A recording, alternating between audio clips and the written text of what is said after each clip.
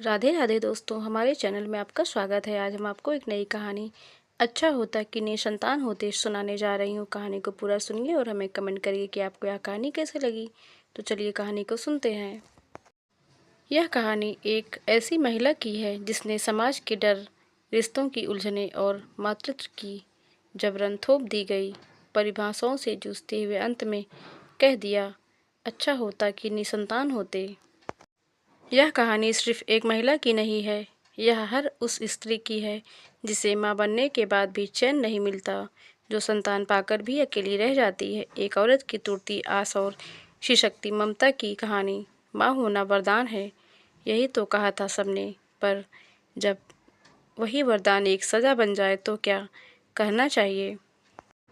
गांव के एक छोटे से घर में रहती थी शांता। उम्र लगभग 35, पर चेहरा ऐसा जैसे अभी भी किसी दुल्हन की तरह खिला हो।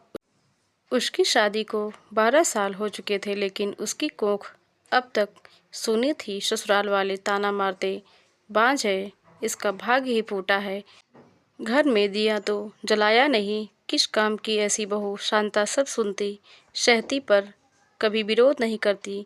राजेंद्र उसका पति पढ़ा लिखा और नौकरी करता था शहर में। वह शांता से प्रेम करता था, लेकिन समाज और माँ बाप के आगे उसका प्रेम हमेशा कमज़ोर पड़ जाता। एक दिन शांता ने रोते हुए राजेंद्र से कहा, अगर मेरी कोख सोनी ही रहनी है तो मुझे छोड़ दो, मैं बोझ नहीं बनना चाहती। राजेंद्र चुप रहा। उसने सिर्फ इतना कहा, तुम मेरी जिंदगी हो शांता, तुम्हारे बिना मैं अधूरा हूँ। कुछ महीनों बाद चमत्कार हुआ, शांता गर्भवती हो गई। गांव में ढोल बजने लगे, रिश्तेदार मिठाई लेकर आए और शांता को पहली बार माँ कहकर पुकारा गया। 9 महीने का वो सफ़र उसकी जिंदगी का सबसे सुनहरा समय था। वो हर दिन भगवान का धन्यवाद करती, अब मुझे भी ममता मिलेगी, मेरा भी बच्चा होगा। एक बेटे का जन्म हुआ, नाम रखा गया अभिषेक। सारा घर खिल उठा। शांता की सूनी गोद अब हरी हो चुकी थी, लेकिन असली कहानी तो अब शुरू हुई थी। अभिषेक बड़ा होने लगा। शुरू में वो माँ से बहुत प्यार करता था।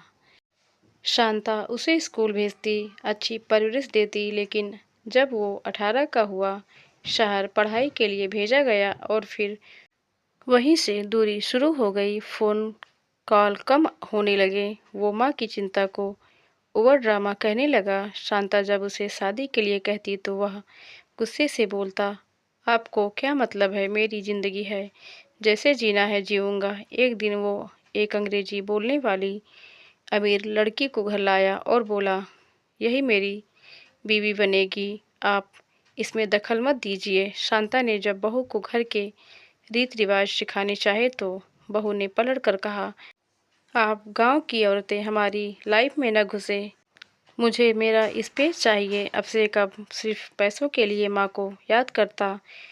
माँ 1 लाख चाहिए, माँ गाड़ी लेनी है, माँ प्रॉपर्टी मेरे नाम कर दो। शांता ने सब कुछ दिया, जमीन, जेवर, जमा पूंजी, लेकिन बदले में क्या मिला? तिरस्कार, अपमान और अकेलापन। वृद्धाश्रम में रहने की नौबत आ गई। जब शांता बीमार हुई तो बेटे ने कहा, मैं बिजी हूँ माँ, आप संभाल लें खुद को। आज शांता 68 साल की हैं, वृद्धाश्रम में बैठी दूसरे बुजुर्गों को अपनी कहानी सुनाती हैं। एक और वृद्ध ने पूछा, बहू बेटे मिलने आते हैं? शांता मुस्कुराई और कहा, नहीं बहन, अब कोई रिश्ता नहीं बचा। अच्छा होता कि निसंतान होते, कम से कम ये दुख न होता कि जिसे जन्म दिया वही मुझे मारता चला गया। माँ बनना तो आसान था, लेकिन माँ बने रहना बहुत मुश्किल। यह कहानी उन सभी स्त्रियों की है जो संतान के लिए तरसती हैं, फिर जब संतान मिलती है तो वही संतान उन्हें त्याग देती है।